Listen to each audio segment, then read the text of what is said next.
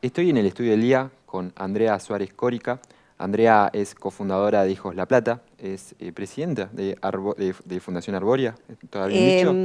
No, Representante, representante, creadora, creadora, creadora, creadora creadora es la palabra, y de Proyecto de Arboria. Proyecto Arboria y escritora de Atravesando la Noche, libro editado y publicado por primera vez en 1996, reeditado en 2026, que será presentado próximamente en Rayuela el 22 de mayo, viernes 22 de mayo. Viernes 22 de mayo a las 18 horas, ya hacemos la Y invitación. metemos todo. ¿Cómo andas, Sí, Andrea? bien, gracias por el interés por el libro. Bueno, el libro es... Sos vos el libro. Leí el libro y conocí tu vida. Y antes de estar en cámara te decía gracias por compartírmelo, por compartírselo a todos. Y creo que un poco la búsqueda del libro era reencontrarte con vos misma. ¿O no pensás así? ¿Qué pensás de que es Atravesando la Noche? Atravesando la noche son muchas cosas, pero fundamentalmente es la respuesta a una crisis personal que yo tengo en 1996, cuando iba a cumplir 30 años, que era la edad de mi madre, Luisa Marta Córica, que había sido secuestrada y asesinada por la CNU a esa edad. Y yo en el verano del 96 tenía 29, algo me pasaba, algo interiormente, una crisis muy profunda. Y el azar, que es algo muy importante en lo que después va a ser mi práctica artística, juega un rol ahí porque yo me encuentro ordenando la casa y encuentro una caja con archivos y encuentro papelitos anotados con anotaciones, con letra rara, y eran sueños que habían sido soñados por mí desde el año 1987, o sea, una colección de sueños de 9 Casi años. una década de... Sí, exactamente, pero que evidentemente yo no tenía registro de lo que allí anotaba. Y cuando empiezo a leerlos, se produce como un extrañamiento, ¿no? Digo, pero ¿quién soñó esto? ¿Quién soñó que la matan, que la persiguen, que persiguen a mis hermanos, ¿no? Entonces, eso me dio la pista de qué es lo que me iba a salvar a mí. Sacarme eso encima. ¿Cómo? Compartiéndolo con los otros, publicando un libro. Y ahí me pongo a escribir el libro, que le doy forma de cronología, Son que 79 relatos. sí, conforman una cronología, elijo 79, pero era Imagino que tenías muchos más, ¿no? eran Porque, 400 y algo. claro, increíble. 400 y algo, pero esos 79 son los que hablaban en particular de situaciones de peligro, sobre el terrorismo de Estado, sobre la dictadura cívico-militar. Y bueno, y así fue como sale el libro en noviembre. Y yo siempre menciono que antes de lo que yo sentía en esa crisis era que había perdido toda dimensión de futuro. Yo estaba sentada en un banquito en medio de un páramo y no existía nada. Esa era mi crisis. Encima Yo estabas camino a los 30. próxima a cumplir 30 años, que Es era que la ese era el edad, motivo. era la edad de tu madre. Es que yo no la podía sobrepasar. Yo Claro, no podía vivir más que mi madre. claro, Son las cosas del psiquismo, ¿no? tremendo. Yo no podía sobrepasarla. Y los sueños me ayudaron a encontrar una respuesta que fue una respuesta individual en términos del proceso de escritura y una respuesta social colectiva en términos de una presentación a donde fueron más de 200 personas en la Facultad de Psicología, donde yo estudiaba en ese momento, Sí. esa carrera, y bueno, donde yo siempre digo, esa red humana me sostuvo, frenó la caída que se iba a producir en septiembre, el día de mi cumpleaños, ¿no? Bien, bien, Andrea. Bueno, cumpliste 30 años, estuvo la presentación de ese libro en la Facultad de Psicología. Y hay una segunda reedición ahora en 2026, 30 años después nuevamente, parece como un juego de palabras. ¿Qué te llevó a esta segunda reedición y qué hay de nuevo en esta segunda reedición? Porque ese primer libro fue un punto, un quiebre, un hito en tu vida. Y ahora, esta segunda reedición, ¿qué encontramos? Sí, en esta segunda reedición lo que vamos a encontrar es un libro nuevo, en lo que hace a la primera parte, porque la editorial me pidió que escriba qué había pasado, qué me había pasado, Claro, qué nos había pasado en 30 años, que es un claro, montón, es un una montón, vida. es una vida. En mi caso es la mitad de mi vida, pero no solamente cuantitativamente, cualitativamente es otra vida también, por lo que implica la transformación que uno va teniendo en las distintas manifestaciones de la memoria, de aquello traumático y de aquello colectivo y de aquello que tiene que ver con el terrorismo de Estado, ¿no? Porque podemos pasar desde el silencio infantil a los primeros testimonios orales y colectivos con hijos en los 90. También los scratches son una forma de dar testimonio, ¿no? De contar algo que sucedió porque alguien sigue viviendo en esta ciudad o en esa casa. Y después, cuando comienzo a hacer, a tener prácticas artísticas diversas, porque tengo muchos proyectos y en simultáneo, bueno, se convierte esta memoria en una performance, por ejemplo, con La Niña, el archivo y el paréntesis. Sí. Y también hay un giro hacia lo material, digo yo, porque tengo muchos archivos. Uno es el archivo personal de niña, Sí. donde están mis figuritas, por ejemplo, pero también está el archivo de Luisa. Claro. Porque Luisa, bueno, tenía 30 años, tenía una casa armada, tenía 3 hijos, esos hijos tenían objetos. Digo, esto siempre lo cuento porque no era la víctima promedio de 20, 21, 22 años que tenían un bebé o un hijito pequeño. Acá Sí. Luisa era más grande y bueno, y tenía 3 hijos, entonces por eso a veces tengo la suerte de tener tantos objetos y trabajar en una poética de los objetos y bueno, creo que me interesa la memoria que va por ahí hoy, porque la memoria continúa transformándose. Así que bueno, ofrece una nueva cronología desde 1997 a 2026, Sí. donde aparece otra conciencia sobre lo social.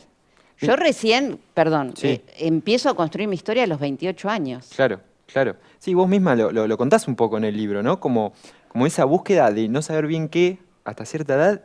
Y me sorprendió, ahora que hablabas de la cronología nueva que vamos a encontrar en este libro, tu mirada sobre los hechos del 97 al 2026, porque no era una cronología simple, no existe la objetividad, pero iba a decir objetiva de los hechos, sino ibas agregando como un pensamiento social.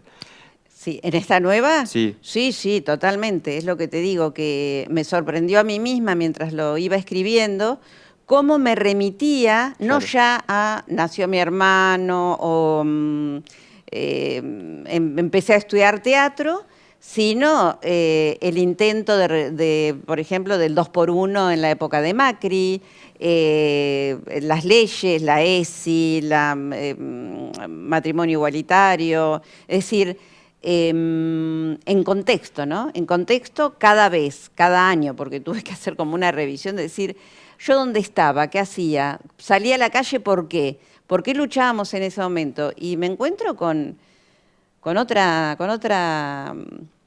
otro recorrido, ¿no? claro. Además de todas las muestras como artista visual y en el 2007 que nace el Proyecto Arbórea, que es de una militancia ambiental sobre el cuidado de los árboles urbanos.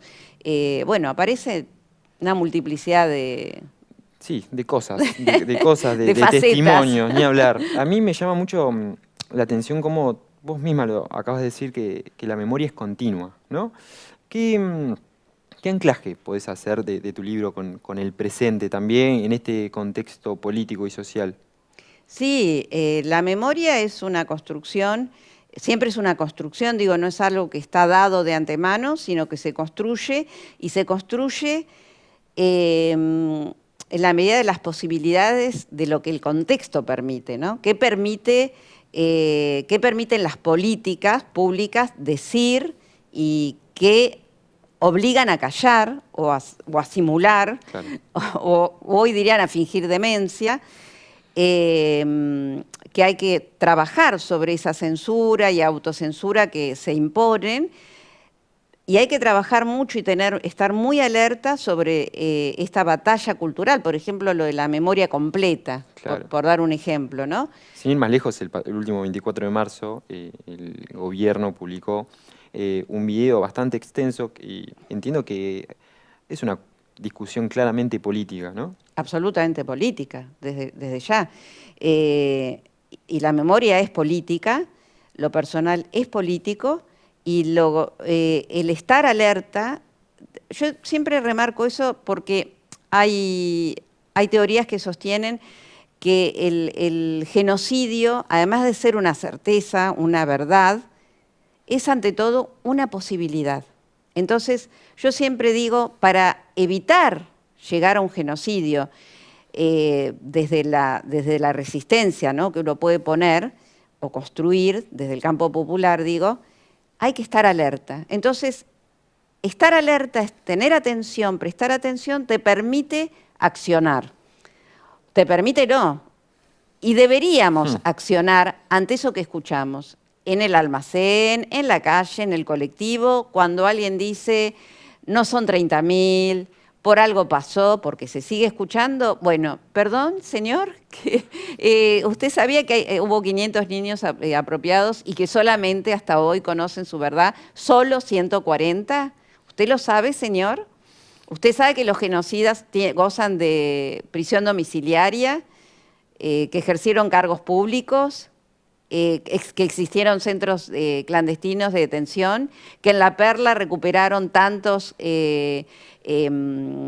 restos? Entonces, bueno, no podés discutir. Sobre eso no Claro. no hay opinión sobre Claro. esas verdades. Claro.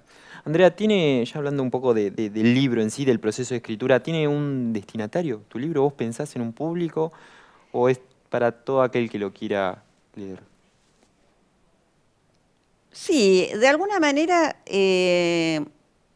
a ver, yo escribo todo lo que me viene a la mente, todo lo que me viene a la mente, pero después, en el proceso de relectura de eso que escribí, que escribir y leer es siempre dos facetas de la misma moneda,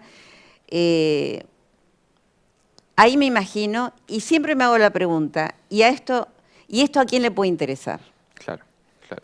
Bueno, Y entonces, de alguna manera me contesto y digo, bueno, no, esto no le puede interesar a nadie, entonces eso no va. Y quizá en el proceso de escritura después vuelve, pero de otra manera, porque entiendo que no estaba dicho, no había encontrado el tono, pero por ahí sí era importante. Así que la escritura es un ir y venir constantemente de escritura y lectura y relectura, incluso, por supuesto, de otras lecturas, ¿no?, de otros autores, de otros libros, que te van nutriendo, que te van abriendo preguntas y que te van haciendo ver cosas que por ahí vos no veías y que decís, acá está, esto lo puedo desarrollar porque alguien ya lo dijo, claro. y yo no encontraba las palabras, ¿no? Es un diálogo permanente, es hermoso el proceso de Lo es. escritura. Andrea, te quería consultar sobre tu familia, ¿no? ¿Cómo fue la compañía de ellos? Porque entiendo que también en la primera edición vos misma lo dijiste, como una cuestión ahí con tu madre, y ahora, 30 años después, vos con hijos, contame cómo fue la compañía de tu familia. Sí, el tema es así. El tema es que en estos 30 años fallecieron muchos de mis familiares, por ejemplo. Pero en aquel momento, adultos, ¿no? Bueno, y mi hermano Cristian también, que falleció. Pero bueno, por ejemplo, en aquel entonces, a ver, en el momento que sucedió el hecho fue romper una familia, ¿no? Como tantas otras, pero era una familia ya que venía con conflictos y esto realmente acrecentó toda esa problemática familiar. Mis padres ya estaban separados, entonces siempre hubo conflictos.